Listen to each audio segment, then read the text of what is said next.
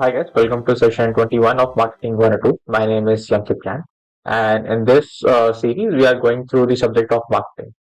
In today's topic, we are going to cover what are the different distribution channels which are used by a manufacturer to make sure that their product reaches the final customer. In our previous session, we discussed what these distribution channels are. Today, we are going to dig deeper in this concept. So generally, a manufacturer, in order to make sure that his goods reaches to the final customer, because that is the ultimate goal for this place concept, they can use two channels. That is a direct channel and an indirect channel. I think from the name it is very much obvious what the direct and indirect channels are. So let's start with the direct channel concept. So direct channel also referred to as a zero level distribution channel. Simply, there is no intermediary between the manufacturer and the consumer.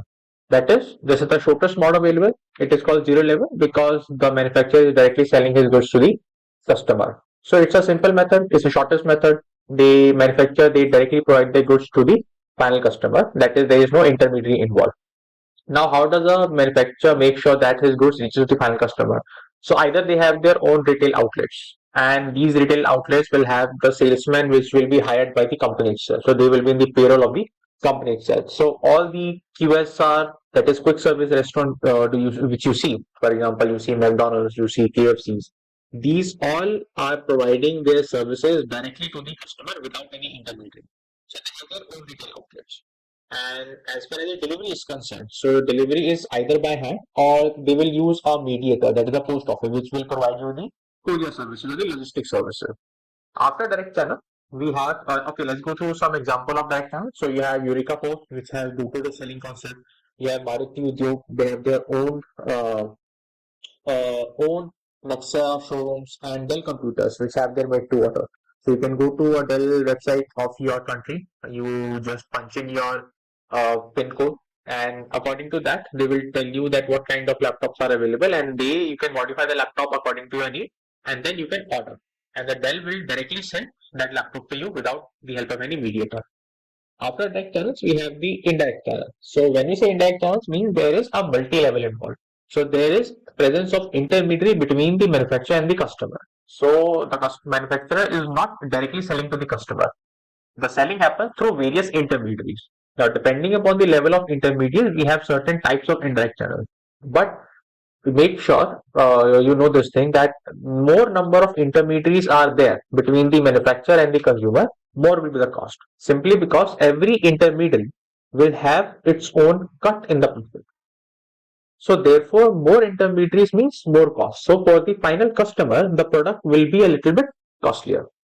Now, as far as which kind of industries use this type of channel, industries which have very large, the producers which are very large. So you will find most of the FMCG products, fast moving consumer goods items, they are sold through indirect channels. Now, depending upon the number of intermediaries in between, there are different types of indirect channels. So first of all, we have the one level channel. So one level channel means there is only one intermediary between the manufacturer and the consumer. That is the retailer. So manufacturer is selling his goods to the retailer and the retailer is selling the goods to the consumer.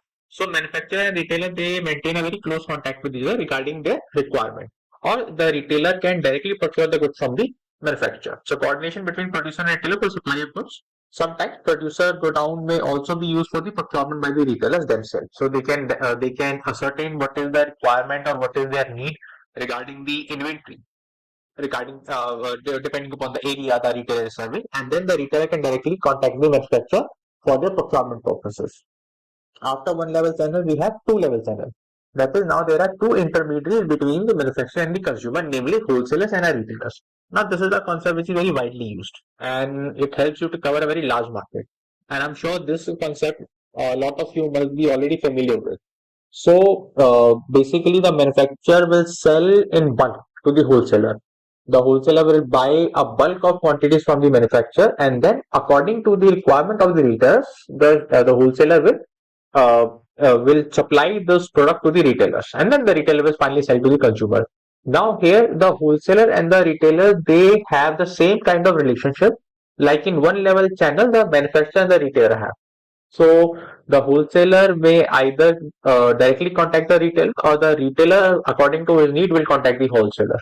The idea is the wholesaler will buy the quantities in bulk, and then the retailers will contact the wholesalers periodically regarding their requirement. Now, with this type of channel, as I said, this is the most commonly used distribution channel. Any producer, any manufacturer can cover a very large market. So if you have to make sure your products reach to the every district, every corner of your country, so you will follow two-level channel. All your FMCG products, be it your shampoo, toothpaste, soaps which you use, all of these FMCG products, they use two-level channels. After two-level channel, we have the three-level channel. That is, there are three intermediaries involved between the manufacturer and the consumer. So these intermediaries are agent, wholesalers, and retailers. Now, who are agents? So basically, agents are the mercantile agents or the trading agents. So they buy the goods from the manufacturer and they maintain a very close contact with the wholesalers. And these wholesalers buy goods from the agent and sell to the retailers. Now, this is limited. This is very much important when the product line of the manufacturer is very limited and the market area of coverage is very wide. So, the manufacturer will have an agent in almost every region of your country, and that agent will have a very close contact with the wholesalers. So, the agent act as a, you can say it as an intermediary between the manufacturer and the wholesalers, and it is the agent which pushes the sale of the manufacturer through the wholesalers. Now, after the different level of marketing intermediaries, we have to cover in brief what are these market intermediaries. We have already seen this middleman. Market intermediary is nobody but who acts as a middleman between the manufacturer and the consumer.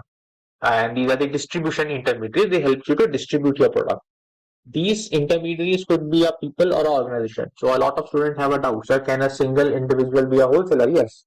Can a company be a wholesaler? Yes. So these intermediaries, be it agent, wholesaler, retailer, these could be people or these could be organization like a company or a partnership firm. The main job of market intermediaries is to make sure that the flow of goods and services is maintained. So they assist in the flow of goods and services. They make sure that the goods travel fluently or smoothly from the manufacturer to the consumer. The four basic type of intermediaries which we have already seen are agents, wholesalers, distributors, and retailers. So distributors we may not have covered, but there is a very small difference between the wholesalers and the distributor, which we will cover. So first of all, we have the middleman. So who is the middleman? Anybody who acts as a intermediary between the manufacturer and the consumer. So all my agent, all the wholesalers, all the retailers, all the distributors, these are all middlemen. Then the name itself is very clear. These are the middleman, middle between the manufacturer and the consumer.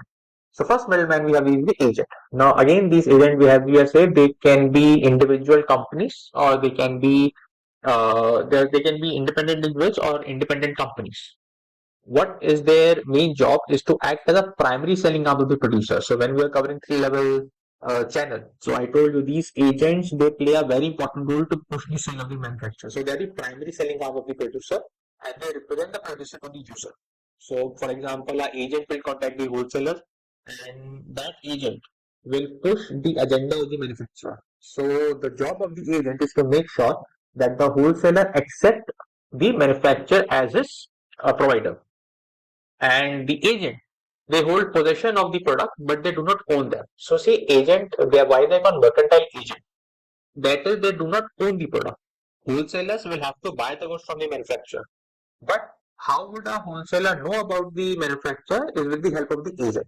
So agent represent the company but they do not own the product, they only have the possession of the product. And obviously the mode of earning for an agent is through commission. So more goods they sell to the wholesaler, more commission they will earn, or there could be a fee system between the producer and the agent. After agent, we have the wholesalers. Now wholesalers are very simple, they are independent firms. They own the product which they sell. That is, I told you, the agent will uh, uh, maintain the contact between the manufacturer and the wholesaler, but it is the wholesaler who has to buy the goods from the manufacturer. So wholesalers they have the possession also and they have the ownership also. So they buy in bulk and store the goods inventory until it is resold. And the margin between the what they have for what they have purchased and for what they sell to the retailers or the final consumer, it is their profit. the margin of what they have purchased and at what price they sell to the next person. So that the difference between purchase and sales is the margin for the wholesalers. Now, before I come to the last point of wholesaler, let's look at the distributor also. So distributors, they are very similar to the wholesalers. But the only difference between a wholesaler and a distributor is when we talk about wholesalers, the wholesaler keeps a variety of products. So they will, if for example, if there is a wholesaler of, let's say, cookies.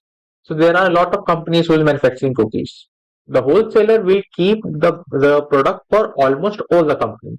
Because the job of wholesaler is to make sure that the retailers are properly stocked. And as you sure, if you go to your local retailers, you will find that they have cookie for every major brand. So therefore, the wholesaler have to make sure that they also are stocked up with the cookies of all the brands. So therefore, wholesalers carry a variety of competing products. But the only difference between the wholesaler and the distributor is distributors, they only carry a very specific type of product line. For example, so if there is a distributor of Cadbury, so that distributor will only have the products of Cadbury. They will not carry a competing brand. So therefore, there is a very close relationship between the distributor and the supplier. And again, the distributor and the consumer, because they are loyal to one single brand. And finally, we have the retailers. So retailers are those people with whom people like you and me, the individuals, the general public, they are in a close contact. So they sell directly to the end user for profit and they purchase from other market intermediaries. So our retailers, as we have already covered, retailers can either buy directly from the manufacturer, that will be zero level, or these retailers can buy directly from the wholesalers or the agent. These retailers can be independently owned or operated by the large chain store only. Because in one level marketing, we have already covered that if a manufacturer is selling directly to the consumer, so those manufacturers will have to set up their own retail store. So these retailers, they could be independent also, or they could be the part of the large chain store also. So this covers our different types of intermediaries. I hope you like this video. If you did, please like and subscribe to my channel. Thank you so much for watching.